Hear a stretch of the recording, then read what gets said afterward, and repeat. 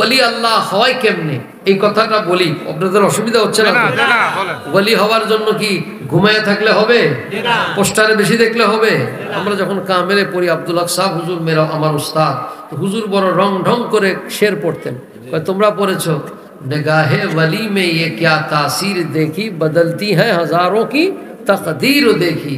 वली আল্লাহদের দিব্য দৃষ্টিতে তাকাইলে অনেকের ভাগ্য পরিবর্তন হয়ে যায়। বুখারী শরীফ বাবুর রিকাবের হাদিস, হুজুর করিম সাল্লাল্লাহু তাআলা আলাইহি সাল্লাম বলেন, মান আদালি ওয়ালিয়ান ফাকাদ আযানতুহু বিল হারম। যদি কেউ আমার ওলি আল্লাহদের সাথে বিরোধিতা করে, আল্লাহর হাবিব বলেন, হাদিসে কুদসি বলেন, আল্লাহ বলেন আমি স্বয়ং তার বিরুদ্ধে যুদ্ধ করব। সুবহানাল্লাহ। আল্লাহ বলতেছেন আমি স্বয়ং মান আদালি ওয়ালিয়ান ফাকাদ আযানতুহু বিল হারব।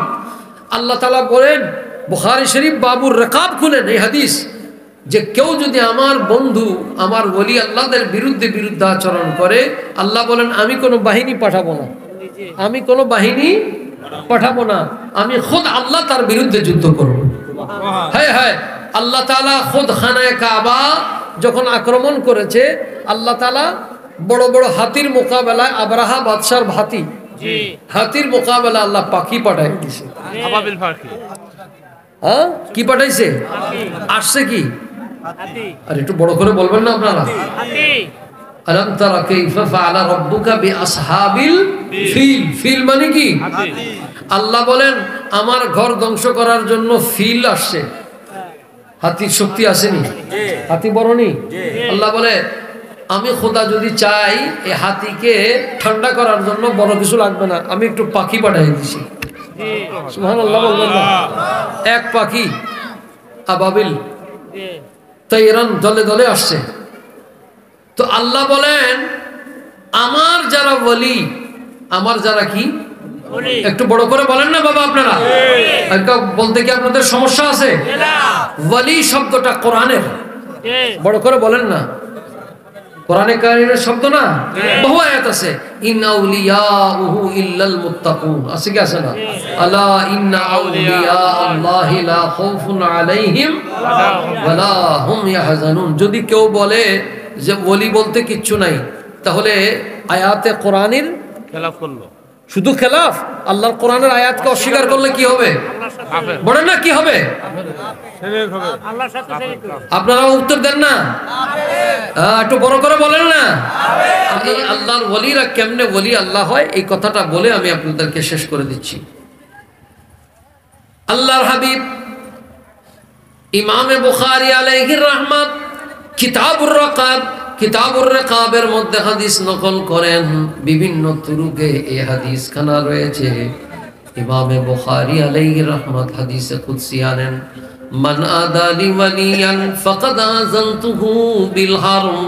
যদি কেউ আল্লাহর কোন মাহবুব ওলির বিরুদ্ধে বিরুদ্ধাচরণ করে, বেয়াদবি করে, তাহলে বলেন আল্লাহ বলেন দুনিয়ায় কাউকে পাঠাবো না, স্বয়ং আমি আল্লাহ তার বিরুদ্ধে যুদ্ধ করব। আল্লাহ আপনারা তো মায়া লাগলো কেন তার প্রতি? প্রশ্ন আসতে পারে না? আল্লাহ রাব্বুল আলামিন কেন মায়া লেগেছে তার কারণ বলেন, হাত্তা ইয়াতাকাররাবু ইলাইহি বিন নওয়াফিল। ফরজ তো আদায় করেই, ফরজের পরও নফলগুলি আদায় করে, নওয়াফিলগুলো। অর্থাৎ ইশার নামাজ আমাদের জন্য, আমাদের উপরে কি ছিল? আল্লাহু আকবার। ইশার নামাজ কি ছিল? তো বলেন না কেন? কি ঠান্ডা লাগছে নাকি আপনাদের?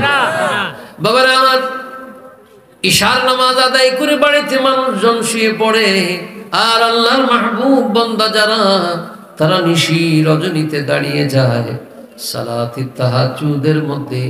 সালাতুল ফজরের ওয়াক্তে সাধারণ মানুষ এসে যায়, সাধারণ মানুষেরা সালাতুল ফজরের নামাজ আদায় করে বাড়িতে ফিরে যায়।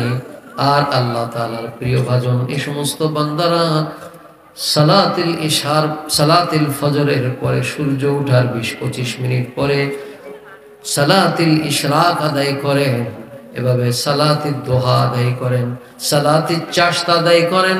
এইভাবে তারা সালাতুল আওয়াবিন আদায় করেন। এটা একটা নফলের কথা বললাম, কাসরাতে বেশি বেশি করে কোরআনে আজিমের তেলাওয়াত করেন, বেশি বেশি দুরুদে পাক পড়েন, বেশি বেশি তওবা ইস্তেগফার করেন, আল্লাহ তাআলার হুকুমগুলো বেশি বেশি মানেন, প্রিয় নবীর সুনানে মোবারকার উপরে চলেন। এই নফলগুলো আদায় করতে করতে করতে, এগুলো করতে করতে আল্লাহ পাকের প্রিয় ভাজন হয়ে যায়। এই যে নফলগুলো পড়ছে কার মহব্বতে? আল্লাহর মহব্বতে পড়ছে না?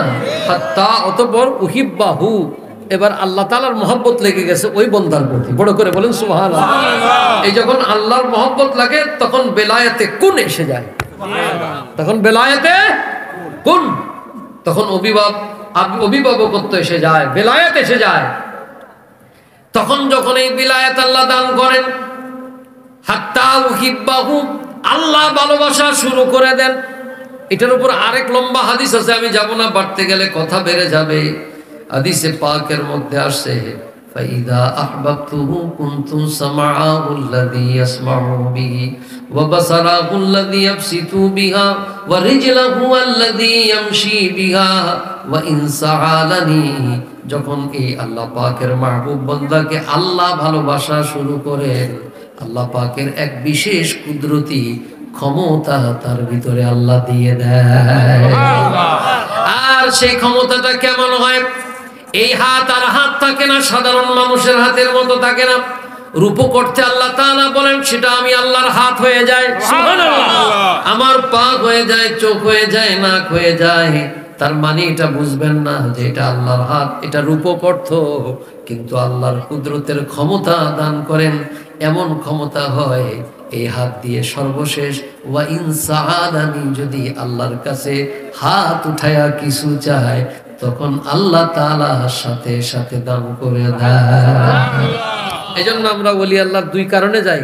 এক কারণ হলো আল্লাহর ওলিদের কাছে আল্লাহ পাওয়া যায়, আল্লাহ রসুল পাওয়া যায়। দ্বিতীয়ত ওলি আল্লাহদেরকে দিয়ে দোয়া করাইলে আল্লাহ পাকের দরবারে দোয়া কবুল হওয়ার আশা থাকে। বড় করে সুবহানাল্লাহ। তাহলে ওলি আল্লাহরা আছে কি আছে না? তো যাক, আমি আর সেদিকে যাব না। আল্লাহ তাআলা আমাদেরকে সে ওলি আল্লাহ বুঝার তৌফিক দান করুন। আমাদের দেশে মিলাদ কিয়াম আমরা করি, এটা ফরজ ওয়াজিব নয়, আমরা মুস্তাহাব মুস্তাহাসান জেনেই করি। কথা বলেন ঠিক কি না? মুস্তাহাব মুস্তাহাসান অনেক আমাল আছে, এগুলো মিলাদ শরীফের মধ্যে একটা শান্তি আছে, আছে কি আছে না? তরিকত পন্থীরা এই মিলাদ শরীফের মধ্যে যে শান্তি পায়, ওই মৌলবী যারা বিরোধিতা করে তার 14 গোষ্ঠী এই শান্তি কখনো পাবে না। আরে কয় নবীজিরে দাঁড়ায় সালাম দিমু কেন? মদিনা শরীফ যায়া দেখ, বৈশা সালাম দেওয়ার কোনো সুযোগই নাই। আমার নবীরে দাঁড়ায় দাঁড়াই সালাম দিতে হয়। বড় করে বলুন সুবহানাল্লাহ। বাবা, রুহানিয়ত কি জিনিস? রুহু, এই যে আমার দেহ, এই যে মোল্লা সাহেবের দেহ, ওই যে সভাপতি সাহেবের দেহ, এই যে আপনাদের দেহ, এই দেহ এখন যদি চায় এই গ্লাসটা পানি উঠাইতে পারবে, 1 কেজি 2 কেজি উঠাইতে পারবে, পারবে কি পারবে না? যখন রুহুটা চলে যাবে তখন 10 কেজি উঠাইতে পারবে। হ্যাঁ, কয় কেজি? 1 কেজি, আধা কেজি, একটা পিঁপড়া সরাইতে পারবে? তাইলে কি দেহের ক্ষমতা না রুহের ক্ষমতা? আরে বাবা, সাধারণ রুহের যদি এই ক্ষমতা হয়, যে রুহু পরওয়াজ হয়ে যায়, যে রুহু কামেলে মুকাম্মাল হয়ে যায়, তার ক্ষমতা কেমন হতে পারে? আল্লাহু আকবার।